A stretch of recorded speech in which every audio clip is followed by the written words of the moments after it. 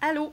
Donc, aujourd'hui, on te propose un projet d'écriture que nous allons faire aussi en classe. Alors, pour débuter, on veut que tu te crées un univers. Donc, c'est vraiment, ça va être un texte descriptif, dans le fond, qu'on va te demander au départ.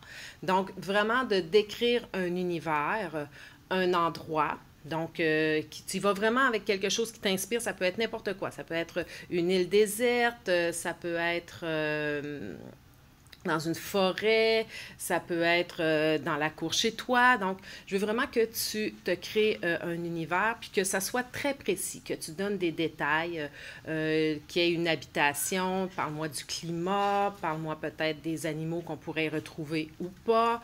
Donc, pour que je comprenne et que les autres comprennent bien de quoi tu veux parler, de quel environnement tu veux parler. Par la suite, tu dois te créer un personnage.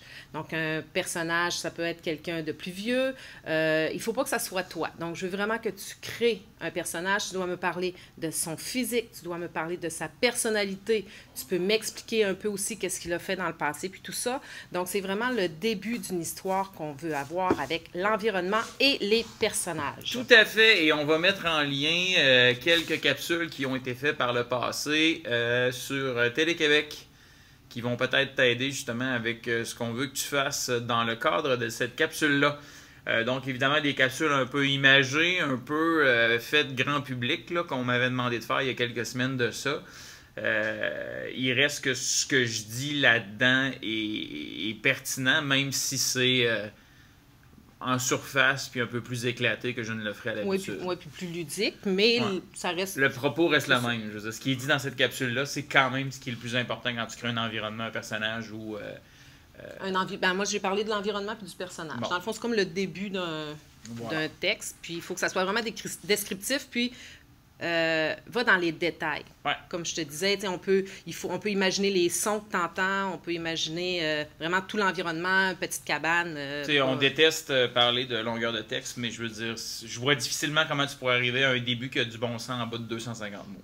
Puis dis-toi que ça pourrait peut-être devenir un film. Donc, la personne qui va lire doit vraiment avoir l'image dans sa tête pour pouvoir... J'ai déjà dit à plusieurs élèves qui sont à la maison, mais il faut que tu imagines que la personne qui prend ton scénario puis qui va le réaliser, elle n'a pas accès à toi. Tu ne pourras pas y expliquer. Fait qu'en lisant ça, il faut qu'elle soit capable de mettre en image ce que toi, tu as écrit.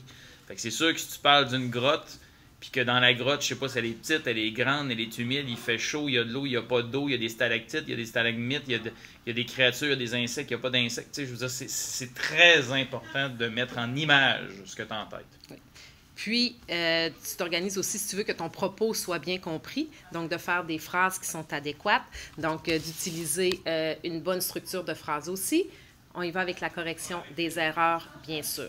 Donc, le format, moi, je vais placer un Google Doc dans Classroom, donc dans la section Travaux de Classroom. Donc, si tu veux travailler à partir du Google Doc, tu le fais. Si tu désires le faire sur un autre traitement de texte à l'ordinateur et nous l'envoyer en pièce jointe par la suite, c'est comme tu désires. Et en dernier recours, si tu préfères le faire manuscrit, donc à la main, prendre une photo et nous l'envoyer, c'est toujours possible aussi. Donc, le choix du format est le tien, mais je veux te préciser que dans Google Doc, c'est assez facile. Dans Travaux, je vais envoyer, attribuer un devoir qui sera appelé mon texte descriptif. Donc là-dessus, je te souhaite une super de belle journée. Si tu n'as pas tout fait les travaux, si tu n'es pas allé regarder toutes les capsules, je t'invite à le faire parce qu'on veut que tu suives le rythme de l'école ici. N'oublie pas de nous donner des nouvelles. Puis, on se revoit par la caméra bientôt. Bye! Bonne journée!